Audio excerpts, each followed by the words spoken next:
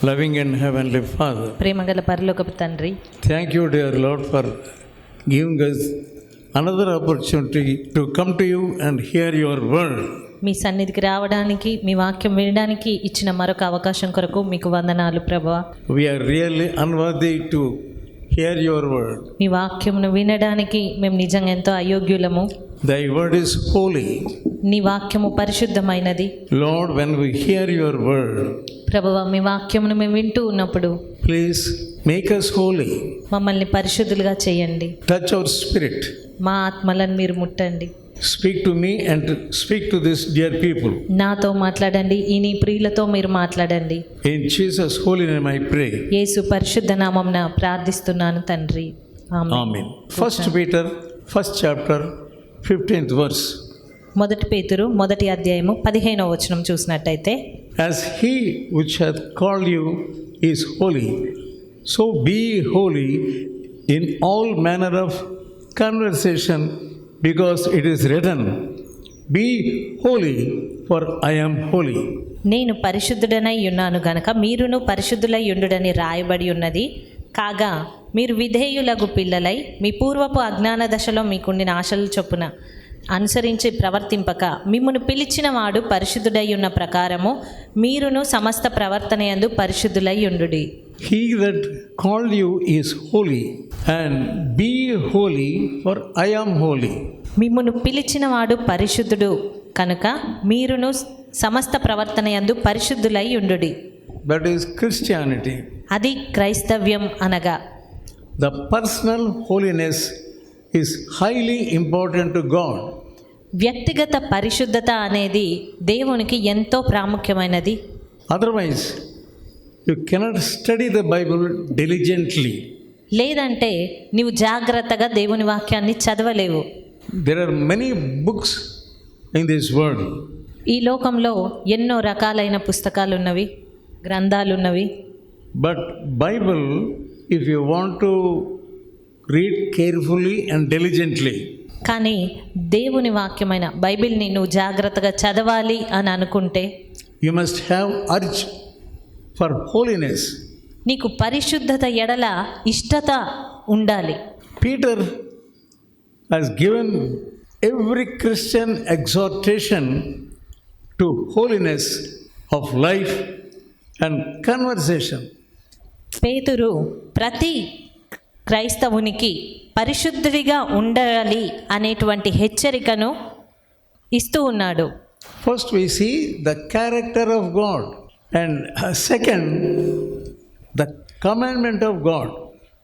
మొట్టమొదటగా దేవుని లక్షణాన్ని చూడాలి, ఆ తర్వాత దేవుడిస్తున్న ఆజ్ఞను చూస్తూ ఉన్నట్టయితే God's children ought to be holy because God himself is holy. దేవుని ప్రజలు పరిశుద్ధులుగా ఉండాలి, ఎందుకంటే దేవుడు పరిశుద్ధుడై ఉన్నాడు గనక. We talk about many gods. మనము ఎందరో దేవతలను గూర్చి, దేవుళ్ళను గూర్చి మాట్లాడుతూ ఉంటాము. But no one says that he is holy. అయితే ఎవరిని కూడా వారు పరిశుద్ధులు అని చెప్పలేము. Certainly, no one has provided us with the option in this matter. మరి ఎవరు కూడా ఈ విషయంలో ఒక అవకాశం అనేది ఇచ్చేవారుగా మనకు కనబడరు. There is no option for holiness. Something is basically wrong with our Christianity. క్రైస్తవంలో ఏదో ఒక తప్పిదం అనేది అది అలాగా కనబడుతూ ఉంటుంది. And in our spirituality also, there is basically something is wrong. మన ఆత్మీయ జీవితాల్లో సైతము ఏదో ఒక తప్పిదం అనేది కనబడుతూనే ఉంటుంది. క్రైస్తవ జీవితంలో కూడా ఏదో ఒక తప్పిదం అనేది మనకు కనబడుతూ ఉంటుంది. Commandments which we have received from our Lord cannot be overlooked or ignored. దేవుని నుండి ఇవ్వబడుతున్నటువంటి ఆజ్ఞలను మనం ఎంత మాత్రము తీసివేయలేము లేదా వాటిని వదిలిపెట్టలేము. We cannot ignore the commandments. దేవుడిచ్చే ఆజ్ఞలను ఎంత మాత్రం మనం తృణీకరించలేము. If we do not like them, మనము వాటిని ఇష్టపడనట్టయితే we can go back from the commandments. మనము ఆ ఆజ్ఞల విషయమై వెనక్కి వెళ్తాము. But the record in New Testament is plain. అయితే నూతన నిబంధన ప్రకారంగా Many people followed Jesus for a while. చాలా మంది కొంతకాలం వరకు యేసుక్రీస్తుని వెంబడించి ఉన్నారు. And afterwards, they walked away. అయితే ఆ తర్వాత వారు వెనుదిరిగి వెళ్ళిపోయారు. Once Jesus said to his disciples, ఒకమారు యేసు ప్రభువు ఆయన శిష్యులతో ఈ రీతిగా చెప్తూ ఉన్నారు. St. John 6th chapter యోహాను సువార్త 6వ అధ్యాయము and verse 53. 53వ వచనము. Except ye eat my body and flesh and drink my blood, there is no life. మీరు మనుష్య కుమారుని శరీరము తిని ఆయన రక్తము త్రాగితేనే గాని మీలో మీరు జీవము గలవారు car. That is eternal life. అది నిత్య జీవము. Many looked at one another and then walked off. చాలా మంది ఒకరిని ఒకరు చూసి వెనక్కి వెళ్ళిపోతూ ఉంటారు. And Jesus turned to those remaining and said, will you also go away? వారు ఆ రీతిగా వెళ్ళినటువంటి సమయంలో యేసు ప్రభువు మిగిలిన శిష్యులను చూసి అడుగుతున్నారు, మీరు కూడా వెళ్ళాలనుకుంటున్నారా అని. John 6th chapter యోహాను సువార్త 6వ అధ్యాయము and verse 63. 63వ వచనము. Peter gave the answer, Lord, if we want to go away, whither would we go? Thou hast the words of eternal life. 68వ వచనం.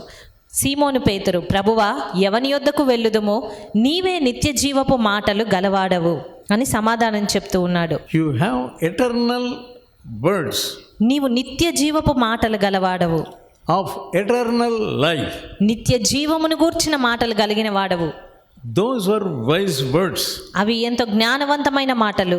Indeed, the words born out of love and devotion.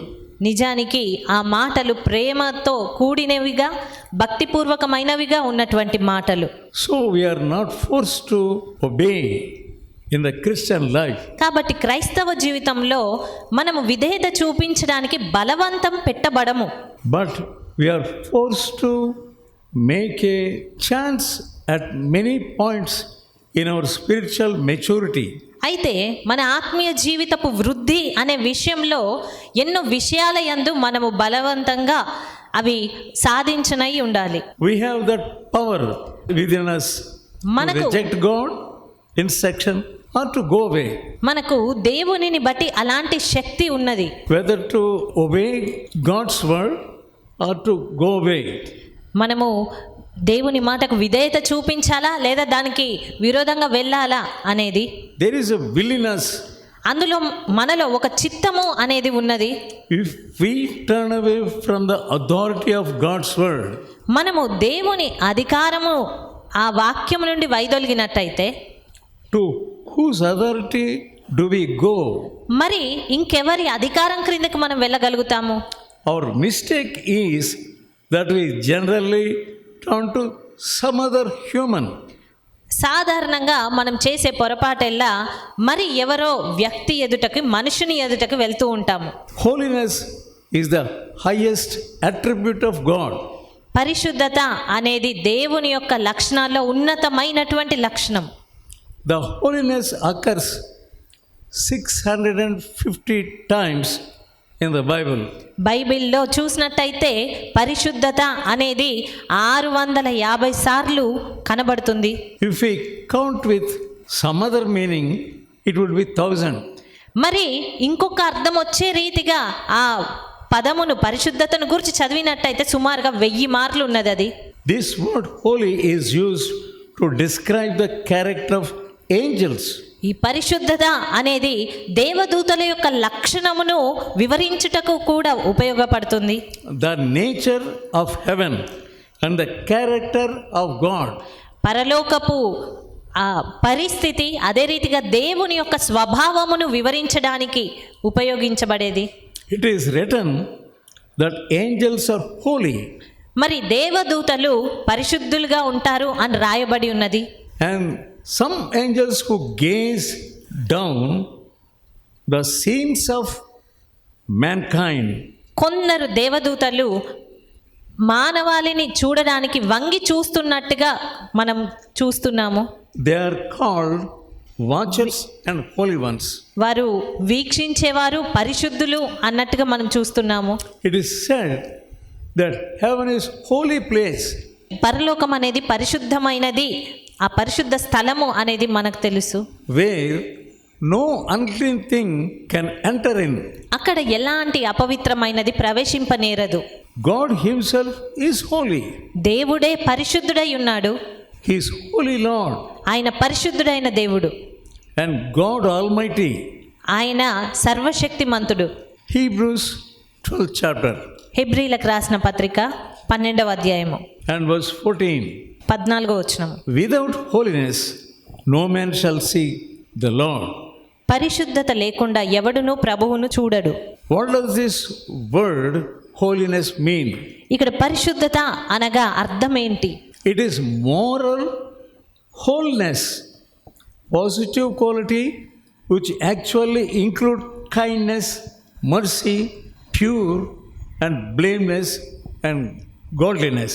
ఇక్కడ పరిశుద్ధత అనేది మరి ఎక్కువైనటువంటి దానికి సూచింపబడుతూ ఉంది. కనికరము, ప్రేమ, పవిత్రత, నిష్కలంకమైనటువంటి పరిస్థితి, వీటన్నిటిని కూడా సూచించేదిగా కనబడుతుంది. This is why Bible holiness is positive. అందు నిమిత్తమే బైబిల్లో చెప్పబడుతున్నటువంటి పరిశుద్ధత అనేది అది ప్రయోజనకరమైనది. A holy man can be trusted. ఒక పరిశుద్ధమైన వ్యక్తి నమ్మదగిన వాడిగా ఉంటాడు. A holy man can be tested. ఒక పరిశుద్ధుడైన వ్యక్తి పరీక్షింపబడతాడు. Those who pretend holiness అదే పరిశుద్ధంగా ఉన్నాము అన్నట్టుగా నటించేవారు or copyright others, వారు ఇతరులను కేవలం అనుకరిస్తారు. it is difficult for them to stand in difficulty. అయితే కష్ట సమయాల్లో నిలవబడడం అనేది వారికి ఎంతో కష్టంగా మారుతుంది. వారు నిలవలేరు. Genuine holiness can be put into place of testing without fear. నిజమైన పరిశుద్ధత అనేది ఏ భయము లేకుండా పరీక్షకు నిలిచి ఉంటుంది. It gives you humility in daily life. అది నీ దైనందిన జీవితంలో దీనత్వమును నీకు ఇస్తుంది. 1 John 1 యోహాను 4th chapter 4వ అధ్యాయము and verse 20. He that loveth not his brother whom he hath seen, how can he love God whom he hath not seen? 20వ వచనము. తాను చూచిన తన సహోదరుని ప్రేమింపని వాడు తాను చూడని దేవుని ప్రేమింపలేడు. That is really a test. అది నిజంగా ఒక పరీక్షనే. If you are not able to love those whom you are seeing, నీవు కనిపించేటువంటి నీ సహోదరుని నువ్వు ప్రేమించనట్లయితే how can you love God who is not seen? నీకు కనబడని దేవుని నువ్వు ఎలాగా ప్రేమించగలుగుతావు? Yeah, that is the test. అది పరీక్ష. You can test yourself. నిన్ను నీవే పరీక్షించుకొనవచ్చు. Why I am not able to love whom I am seeing? ఎందుకు నాకు కనబడే వారిని నేను ప్రేమించలేకపోతున్నాను? Then you have to go into the presence of God. అప్పుడు నీవు దేవుని సన్నిధిలోనికి వెళ్ళగలగాలి. That is the measure. God can measure your love, how you are loving God. అది కొలత. దేవుడు నువ్వు ఎలా ప్రేమిస్తున్నావో ఆయన అనేది కొలిచే విధానం అది. We see even in the Lord's Prayer. మనము ప్రభువు నేర్పిన పరలోక ప్రార్థనలో కూడా చూడగలుగుతాం అది. Lord, forgive our trespasses as we forgave the transgressions of others. మా ఎడల అపరాధములు చేసిన వారిని మేము క్షమించి ఉన్న ప్రకారం మా అపరాధములను క్షమించండి అని. That where you have to stop. అక్కడే నువ్వు ఆగవలసింది. All the love you have towards God, you can fathom, you can measure. నీవు దేవుని ఎడల కలిగి ఉన్న ప్రేమంతటిని అక్కడ నువ్వు కొలవగలుగుతావు. If you are not able to love your sister or brother, నీవు నీ సహోదరిని లేదా సహోదరుని ప్రేమించలేకపోతే you always look about their trespasses. అన్ని వేళలా వారి తప్పిదములను అపరాధముల వైపే చూస్తూ ఉంటావు. You are not able to get over it. అంతేగాని దాన్ని జయించలేకపోతూ ఉంటావు. You are not able to forgive their trespasses. వారి అపరాధములను క్షమించలేని పరిస్థితిలో ఉంటావు. We know some people with whom you are being in contact. నీవు కాంటాక్ట్లో ఉండేటువంటి ఎంతో మంది, సంబంధం కలిగి ఉన్న ఎంతో మంది నీకు తెలుస్తూ ఉంటుంది. So at least 1 or 2 persons you have no love with them in your heart. అయితే వారందరిలో కనీసం ఒకరు లేదా ఇద్దరితో నీకు వారి ఎడల ప్రేమ అనేది ఎంత మాత్రం ఉండదు. In your heart, you must be able to forgive them. నీ హృదయంలో నీవు వారిని క్షమించగలగాలి. Then you are not loving God properly. ఆ రీతిగా నీవు దేవుణ్ణి సరైన రీతిగా ప్రేమించలేని వ్యక్తిగా ఉంటున్నావు. Because you are not able to forgive them. నీవు వారిని క్షమించలేకపోతున్నావు గనక, If they are far away place, ఒకవేళ వారు దూరమైన స్థలంలో ఉంటే you can note it down. When they come to you, I must ask their pardon. వారు దగ్గరికి లేదా తిరిగి వచ్చిన తర్వాత నేను వారిని క్షమాపణ అడగాలి అనేది నువ్వు జ్ఞాపకం ఉంచుకోవాలి. Or you can deal with that subject. లేదా నీవు ఆ విషయమై సంప్రదింపబడాలి. That they have not understood you properly. వారు నిన్ను సరిగ్గా అర్థం చేసుకోలేరు అనేటువంటి విషయము. With truth, you have to face it. సత్యముతో నీవు దాన్ని ఎదుర్కోవాలి. Then the glorious presence of God you see in your heart. అప్పుడు దేవుని పరిశుద్ధమైన సన్నిధి నీ హృదయంలో నువ్వు అనుభవించగలుగుతావు. That is why God gave neighbors to us to examine our own hearts. దేవుడు మనకు మన చుట్టూ మనుషులను లేదా మన పొరుగు వారిని ఇచ్చింది మన హృదయమును పరీక్షించుట కొరకే. Moses possessed these marks of quality. మోషే ఈ యొక్క లక్షణాలను కలిగి ఉన్నాడు, పొందుకొని ఉన్నాడు. When he came down from the mount, అతడు కొండ మీద నుండి కిందికి వచ్చిన తర్వాత he had been there with God 40 days and 40 nights. అక్కడ కొండ మీద అతడు 40 దినములు 40 రాత్రులు దేవునితో ఉన్నాడు. And when he came back, everyone could tell to where he had gone. అతడు తిరిగి వచ్చిన తర్వాత ప్రతి వారు చెప్పగలుగుతూ ఉన్నారు అతను ఎక్కడికి వెళ్ళాడు అనే సంగతి. The lightnings still played over his countenance. ఆ వెలుగు అనేది ఇంకా అతని ముఖము పైన నిలిచి ఉన్నది. The glory of the presence remained. దేవుని సన్నిధి, ఆ మహిమ అనేది నిలిచి ఉన్నది. His countenance was marked with brightness. అతని ముఖము వెలుగుతో ప్రకాశిస్తూ ఉంది. And also glowing with mysterious fire. ఎంతో మర్మమైన రీతిగా ఆ యొక్క మహిమ అనేది ప్రకాశిస్తూ ఉంది.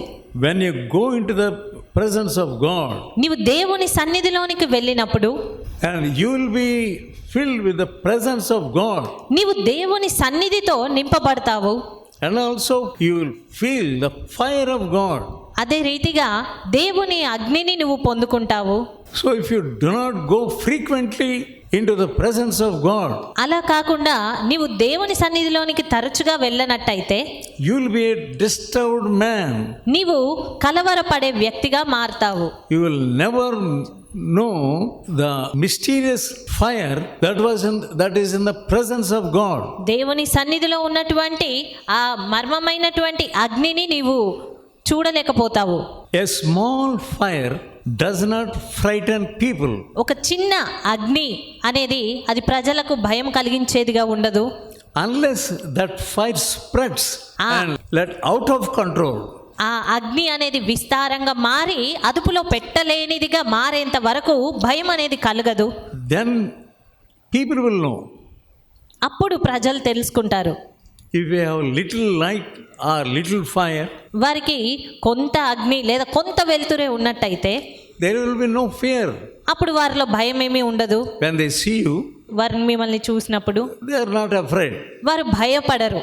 But Moses, కానీ మోషే విషయంలో he knelt down beside a burning bush. అతడు మండుచున్న అగ్ని పొద ప్రక్కన మోకరించాడు. A small fire burned. ఒక చిన్న మంట అది రగులుకుంటూ ఉంది. His face and burned, and he hid his face. ఆ అగ్నికి అతని ముఖము కాలుచున్నట్టుగా అనిపించినప్పుడు అతను దాచుకుంటున్నాడు అతని ముఖమును. He had met that mysterious quality of fire. అతడు ఆ అగ్నిలో ఉన్నటువంటి ఆ మర్మమైనటువంటి అగ్ని ప్రభావమును చూడగలిగాడు.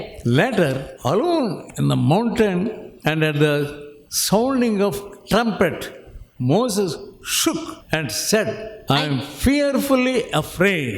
అయితే ఆ తరువాత మరలా కొండ మీద ఆ మెరుపులతో ఉరుములతో కూడినటువంటి ఆ పరిస్థితిలో అతను ఉన్నప్పుడు మోషే చెప్తూ ఉన్నాడు, నేను భయపడుతున్నాను అని. So, staying more and more in the presence of God, దేవుని సన్నిధిలో మరెక్కువగా గడపడము అనేది, the fire spreads.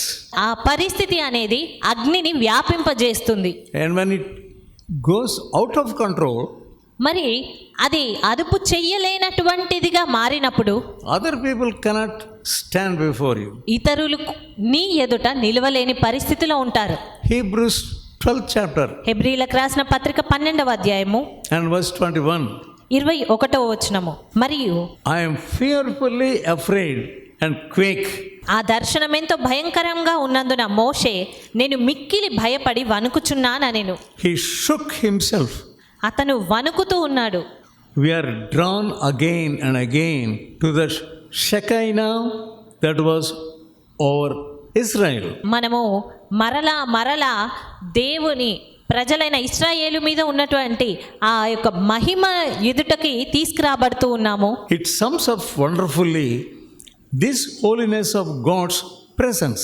ఈ దేవుని యొక్క పరిశుద్ధత అనేది అది ఎంతో అద్భుతకరమైనదిగా కనబడుతుంది. There was overhanging cloud by day. పగలంతా కూడా అక్కడ నిలిచి ఉంటున్న మేఘము కనబడుతుంది. It was mysterious cloud, అది ఎంతో మర్మంతో కూడినటువంటి మేఘము నిలిచి ఉన్నది. not made of water vapor, అదేమి ఆవిరితో చేయబడినటువంటి మేఘము కాదు. not casting a shadow anywhere. అది ఏ నీడను పోనిచ్చేదిగా లేదు. When the light of day begins to fade, దినములో ఉండేటువంటి ఆ ఎండ లేదా పగలనేది పోతూ ఉన్నటువంటి సమయంలో that could begin to turn incandescent when the darkness has settled, it shone brightly. అది దినము వెలుగు అనేది కనుమరుగవుతూ ఉన్నప్పుడు ఆ తర్వాత అది వెలుగునిచ్చేదిగా ప్రకాశవంతంగా మారుతూ వస్తుంది. They enjoyed cloud in the daytime. వారు దినపు సమయంలో లేదా పగలంతా కూడా మేఘమును బట్టి వారు సంతోషించగలిగారు. And when it comes to evening, సాయంకాలము అవుతుంది అన్నప్పుడు that same cloud brightly shining, ఆ మేఘమే ఎంతో ప్రకాశవంతంగా వెలగడము అనేది వారు అనుభవించగలిగారు. that vast light hanging over Israel. ఆ గొప్ప వెలుగు అనేది ఇశ్రాయేలీల మీద నిలిచి ఉన్నది. What a great God we have. ఎంత గొప్ప దేవుణ్ణి మనం కలిగి ఉన్నాము. Lakhs and lakhs of people are there. లక్షల మంది ప్రజలు అక్కడ ఉన్నారు. How can we give them light? అలాంటప్పుడు వారందరికీ వెలుగును ఎలా ఇవ్వగలుగుతాము? Let us look at each tent. అది ప్రతి యొక్క గుడారమును చూసినట్టయితే Diamond-shaped encampment was fully lighted by the strange Shekinah that hanged over it. ఆ పాలెమంతా కూడా దేవుని యొక్క అద్భుతమైనటువంటి ఆ మహిమ ఆ ప్రకాశవంతో నింపబడి ఉన్నది. Shekinah glory. షెకైనా మహిమతో నింపబడి ఉన్నది. No man can build that fire. మరి ఏ వ్యక్తి కూడా ఆ అగ్నిని ఇవ్వలేరు. No one added any fuel. దాని కొరకు ఏ వ్యక్తి ఏ ఇంధనమును ఇవ్వలేదు. No one stocked that fire or that fuel. ఎవరు కూడా దాని నిమిత్తమై ఇంధనమును దాచి ఉంచడమే కానీ లేదా వాడడం అనేది అక్కడ జరగలేదు. No one controlled it. అయితే ఎవరు కూడా దాన్ని అదుపు చేయలేకపోయారు కూడా. Everything because of the glory of God. ప్రతిది కూడా కేవలం దేవుని మహిమను బట్టి అక్కడ జరిగింది. God bringing himself within the confinement of the human eyes shining. దేవుడే తాను స్వయంగా మనుషుల యొక్క దృష్టికి లేదా వారి యొద్దకు దిగి వచ్చి ఉన్నట్టుగా కనబడుతున్నారు. Shining down in his presence for Israel. ఇశ్రాయేలీల కొరకు ఆయన ప్రకాశమానమైనటువంటి వెలుగులో దిగి వచ్చి ఉన్నారు. He can do anything for you. ఆయన నీ కొరకు ఏదైనా చేయగలరు. If you are the child of God, నీవు దేవుని బిడ్డగా ఉన్నట్టయితే, if you are called by God, నీవు దేవుని చేత పిలువబడిన వ్యక్తివైతే nothing is impossible to you. నీకు ఏది అసాధ్యం అనేది ఉండదు. So that kind of peace is in you. అలాంటి సమాధానం అనేది నీలో ఉంటుంది. He can do and undo anything. ఆయన ఏదైనా చేయగలడు, ఏదైనా ఆపగలడు. This Shekinah, his presence, had no particular connotation. ఆయన యొక్క ఈ షకీనా మహిమ అనేది దానికి అర్థము అనేది మనకు అర్థం కాదు. It shows the meaning of reverence. అది ఎంతో భయభక్తులను కనబర్చేటువంటిదిగా ఉంది. It was inspiring, wonderful and glorious. ఆశ్చర్యమైనటువంటిదిగా, మహిమయుక్తమైనదిగా అది మనల్ని ప్రోత్సహించేదిగా ఉంది. All of that was there as it was also in the temple.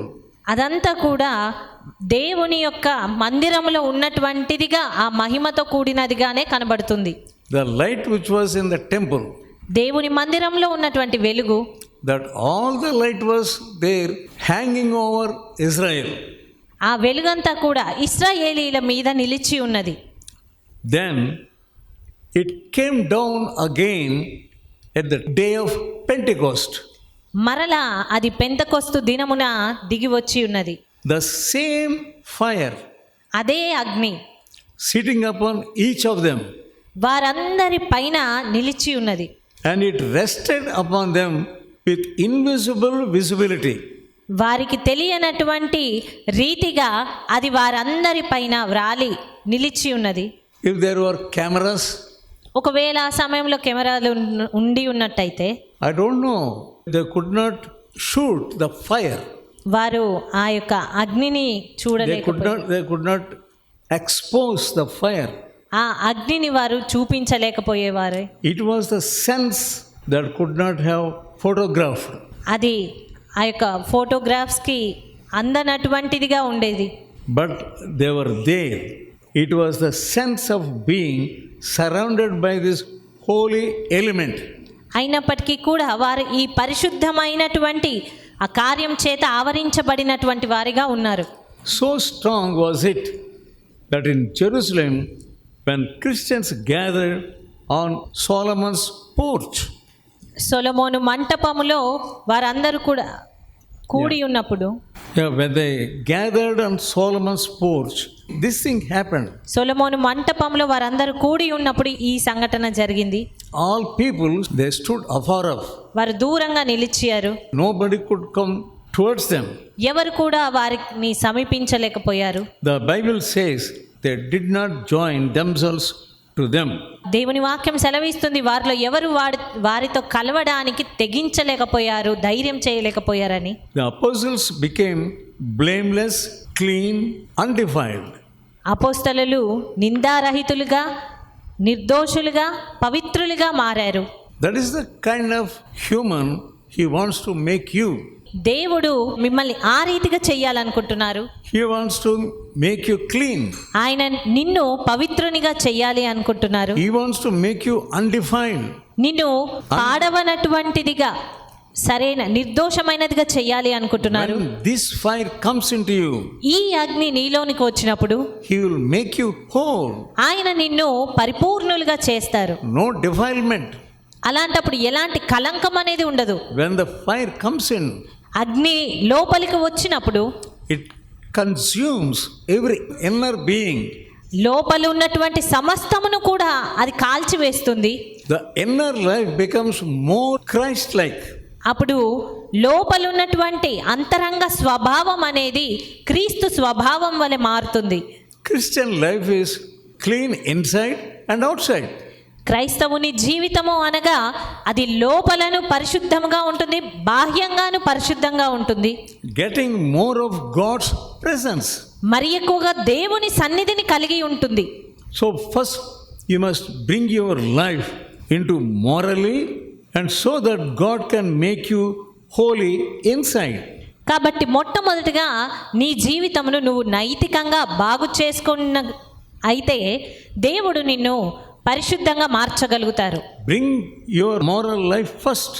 మొట్టమొదటిగా నీ నైతిక జీవితాన్ని నిలవబెట్టుకోగలగాలి. Then gradually he makes you inside holy and settle everything with the help of the Holy Spirit. అప్పుడు దేవుడు నీ యొక్క అంతరంగాన్ని పరిశుద్ధపరుస్తూ నీ వ్యక్తిత్వమును పరిశుద్ధంగా మార్చగలుగుతారు. When holiness comes, పరిశుద్ధత అనేది వచ్చినప్పుడు humility comes. దీనత్వం అనేది వస్తుంది. Humility invades the presence of God. ఆ దీనత్వం అనేది దేవుని సన్నిధిని తీసుకొని రాగలుగుతుంది. God comes near. దేవుడు సమీపిస్తారు. God drew near to Moses. దేవుడు మోషేకు సమీపంగా వెళ్ళారు. At Pentecost, పెంతెకొస్తు సమయంలో God himself came near దేవుడు ఆయనే సమీపించి వచ్చారు in the form of fire. అగ్ని రూపంలో. Joel 2nd chapter, యోవేలు 2వ అధ్యాయము 28th verse. 28వ వచనము. And it shall come to pass afterward that I will pour out my spirit upon all flesh, and your sons and daughters shall prophesy, your old men shall dream dreams, your young men shall see visions. తరువాత నేను సర్వజనుల మీద నా ఆత్మను కుమ్మరింతును, మీ కుమారులను మీ కుమార్తెలను ప్రవచనములు చెప్పుదురు, మీ ముసలివారు కలలు కందురు, మీ యవనులు దర్శనములు చూతురు. This we are waiting. దీని కొరకు మనం వేచి చూస్తూ We are ఉన్నాము. waiting for the latter rain. మనము కడవరి వర్షం కొరకు వేచి చూస్తూ ఉన్నాము. We are waiting for the visitation of fire. దేవుని అగ్ని యొక్క తాకుదల కొరకు మనం వేచి చూస్తూ ఉన్నాము. We are praying, Lord, pour out your spirit. మనము ప్రభు మీ ఆత్మను కుమ్మరించండి అని ప్రార్థిస్తున్నాము. As you said, upon all flesh I will send the spirit. నేను సర్వజనుల మీద నా ఆత్మను కుమ్మరింతును అని మీరు చెప్పిన రీతిగా Your sons and daughters shall prophesy. మీ కుమారులను మీ కుమార్తెలను ప్రవచనాలు చెప్తారు. We ask for fulfillment of this promise. మనం ఈ వాగ్దానపు నెరవేర్పు కొరకు అడుగుతూ ఉన్నాము. Then our old men also, they dream dreams. ముసలివారు సైతం కలలు కంటారు. The young men will see visions. యవ్వనస్తులు దర్శనాలు చూతారు. That is the prayer we must make now. మరి మనం ఈ సమయంలో చేయవలసిన ప్రార్థన అది. Because He is a holy God. ఆయన పరిశుద్ధుడైన దేవుడు గనుక If we wait in His presence మనం ఆయన సన్నిధిలో వేచి ఉంటే and ask for His prophecy to fulfillment, ఆయన ఇచ్చినటువంటి ఆ ప్రవచనమును నెరవేర్చమని అడిగినట్టయితే He will certainly do it. ఆయన నిశ్చయంగా చేస్తారు. With faith when you go into His విశ్వాసము కలిగి presence. ఆయన సన్నిధిలోనికి నువ్వు వెళ్ళినప్పుడు 29th verse. 29వ వచనము. And also upon the servants, upon the handmaids in those days will pour out my spirit.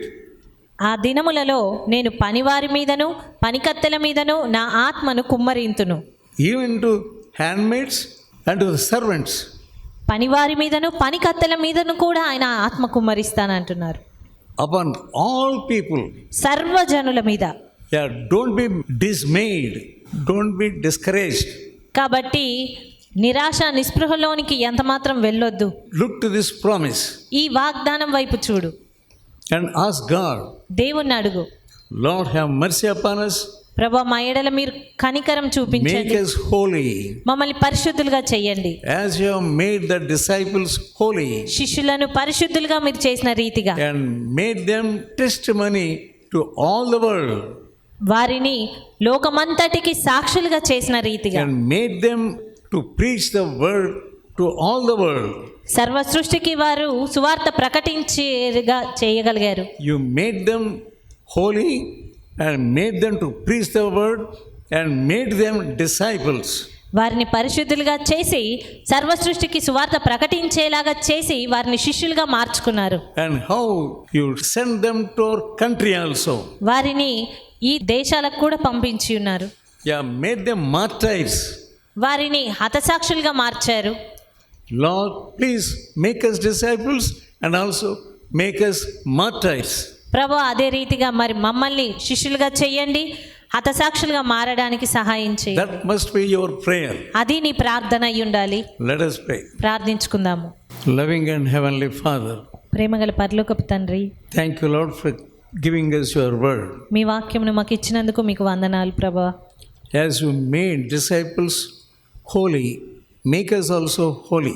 శిష్యులను పరిశుద్ధులుగా చేసిన రీతిగా మమ్మల్ని కూడా మీరు పరిశుద్ధపరచండి. You sent the Shekinah glory on Israel. ఇశ్రాయేలీల మీదకి మీ యొక్క షకైన మహిమను పంపించి ఉన్నారు. You sent the fire on the day of Pentecost on disciples.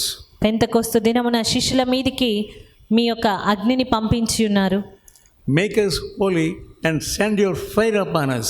మీరు మమ్మల్ని పరిశుద్ధులుగా చేయండి, మీ అగ్నిని మా మీదికి పంపించండి. In Jesus' holy name I pray. యేసు పరిశుద్ధ నామమున ప్రార్థిస్తున్నాను తండ్రి. Amen. ఆమేన్.